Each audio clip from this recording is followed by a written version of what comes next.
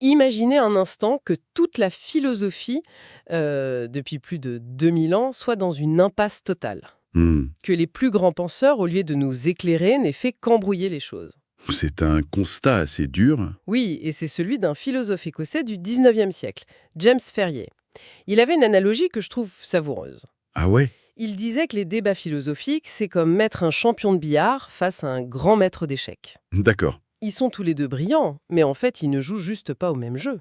C'est une image très forte, et ça résume parfaitement son diagnostic.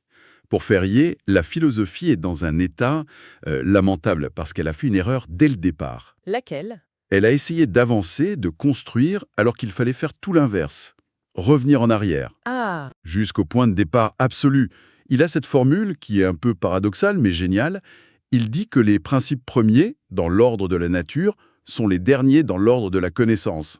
un peu comme la grammaire en fait. Comment ça? Les règles de grammaire, elles existent, elles structurent la langue bien avant que quelqu'un décide de les écrire dans un livre. La pratique vient avant la théorie. C'est exactement ça. Et en philosophie, ces règles du jeu, elles sont restées cachées. Le livre qu'on explore aujourd'hui, Les Institutes of Metaphysics de 1854, se présente comme un remède radical. C'est une tentative de tout raser pour reconstruire. Voilà, reconstruire sur une base unique, solide et selon lui démontrée. Notre mission donc, c'est de suivre ce chantier intellectuel. On va voir comment Ferrier pense résoudre des siècles de confusion avec une seule idée.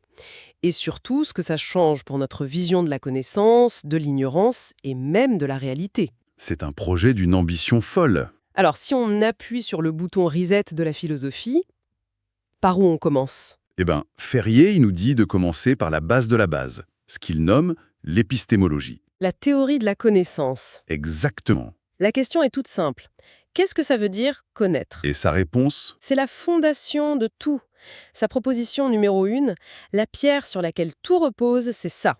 Quelle que soit l'intelligence et quoi qu'elle connaisse, elle doit, comme condition absolue, avoir une certaine conscience d'elle-même. D'accord, je vois l'idée. Mais dans la vie de tous les jours, quand je vois un arbre, je pense à l'arbre, pas à moi qui pense à l'arbre. C'est pas un peu alambiqué? Ah, mais c'est précisément l'objection du sens commun qu'il veut démolir. Ah bon? Pour lui, il ne s'agit pas d'y penser activement. C'est une condition implicite. C'est comme la gravité. Vous n'y pensez pas en marchant, mais c'est elle qui rend chacun de vos pas possible. Mhm. De la même manière, on ne peut pas juste connaître un arbre, point. On connaît forcément, soi-même connaissant un arbre. Le moi fait toujours partie du package. Donc, la connaissance, ce n'est jamais juste un objet, c'est toujours une fusion. C'est ça. Une synthèse indissociable, objet plus sujet. Objet plus sujet. Il appelle ça le minimum skibil, l'unité minimale de connaissance. Pensez-y comme le pixel de la pensée. Le pixel de la pensée, j'aime bien l'image. On ne peut pas avoir un demi-pixel. C'est l'élément le plus simple qui a un sens. Et pour Ferrier, ce pixel, c'est pas juste l'objet.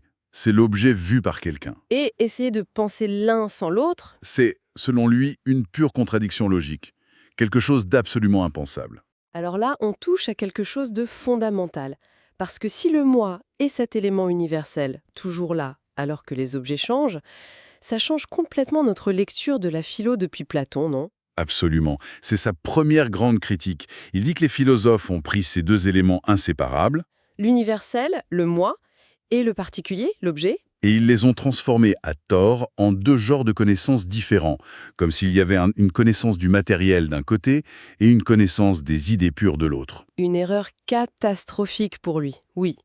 Pour Ferrier, il n'y a qu'un seul jour de connaissance, cette synthèse, ce pixel objet plus sujet. D'accord? Le principe de base est posé.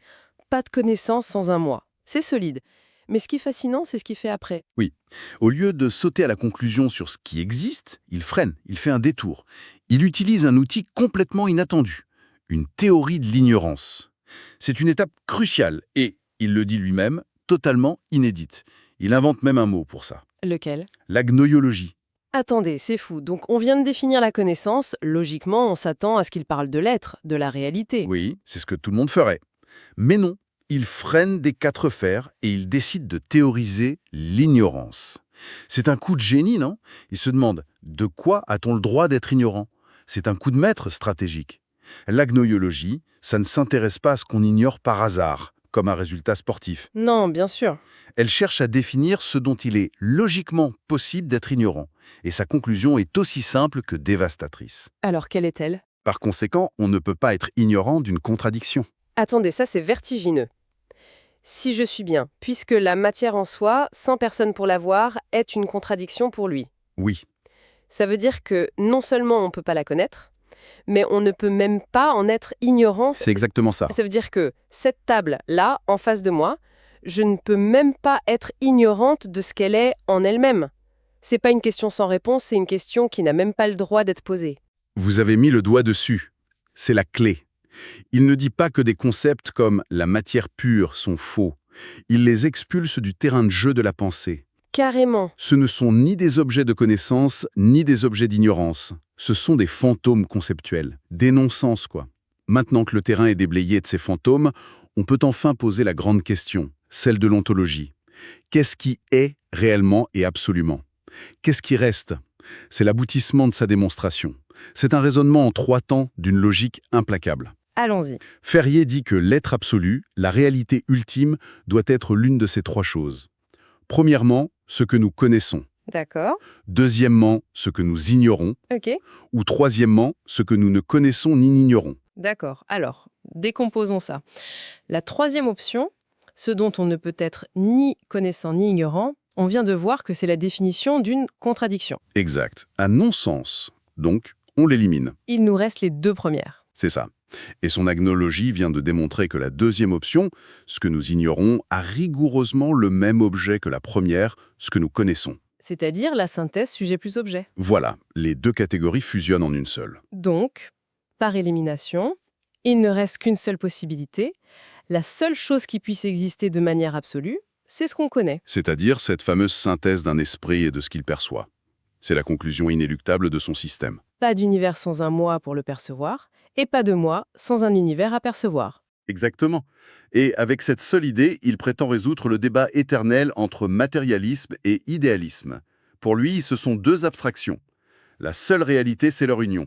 C'est fou, ça me fait penser, toute proportion gardée, à certaines interprétations de la physique quantique. Ah oui, c'est une excellente remarque. L'idée que le système observé n'est pas séparable de l'acte d'observation, que l'observateur fait partie de l'équation. Et Ferrier arrive à une conclusion philosophiquement similaire au XIXe siècle en partant de la pure logique.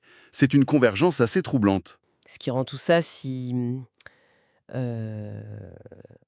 puissant. Au-delà des conclusions, c'est sa méthode, non? Oui, tout à fait. Il n'avance jamais une idée sans en présenter le contraire. C'est une partie essentielle de sa démarche. Ah oui, cette histoire de propositions et de contre-propositions. Expliquez-nous un peu.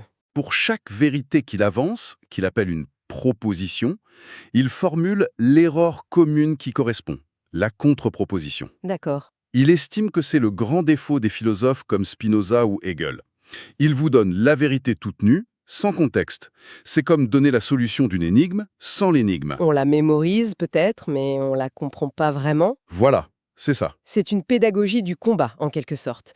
Il ne se contente pas de construire sa maison, il vous montre toutes les maisons mal construites du quartier pour que vous compreniez pourquoi la sienne tient debout. C'est une image parfaite.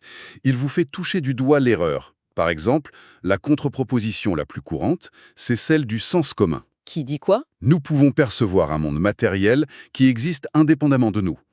Ferrier ne dit pas juste que c'est faux. Non, Il se fait un plaisir de démolir cette idée, pièce par pièce, en montrant qu'elle mène à des contradictions. Et seulement après, il vous présente sa proposition comme l'unique solution logique. c'est une approche très combative, mais qui vise une clarté absolue. Oui, pour qu'on ne puisse plus se tromper, parce qu'on a vu l'erreur en face. On est donc parti d'un constat de faillite de la philosophie, et on arrive à une conclusion radicale. La seule réalité, c'est un esprit qui connaît le monde, les 2 étant indissociables. Et tout ça, en partant d'une idée qui semble presque une évidence, on est toujours présent dans sa propre connaissance. Ce qui est fascinant, c'est vraiment l'architecture de la pensée. Il y a une rigueur presque mathématique dans l'enchaînement de ces déductions. Chaque pièce, la connaissance, l'ignorance, l'être, tout s'emboîte parfaitement pour former un système complet, cohérent, presque hermétique. Pourtant, et c'est là que ça redevient très intéressant, Ferrier lui-même admet une chose. Oui, Il dit que le philosophe comme l'astronome ne vit pas constamment dans sa tour de guet. Une fois son travail fini, Il redescend sur Terre et vit sa vie comme tout le monde. En agissant comme si le monde existait indépendamment de lui. Exactement, comme si la contre-proposition était vraie. Oui, et c'est ce qui rend sa pensée si honnête, si humaine. Il ne prétend pas que sa conclusion philosophique doit abolir notre expérience de tous les jours. Il reconnaît cette tension. Ce fossé entre la vérité de la raison et la croyance de l'instinct. C'est ça. Et ça soulève une question finale, et je pense vraiment provocatrice. Laquelle? Si la conclusion de Ferrier est une vérité nécessaire de la raison, une vérité démontrée, que signifie le fait que nous passions la quasi-totalité de notre existence à vivre, à agir et à ressentir l'exact contraire? Quel est le statut d'une vérité philosophique si elle reste à jamais étrangère à notre expérience vécue? C'est peut-être ça, la question ultime que nous laisse Ferrier.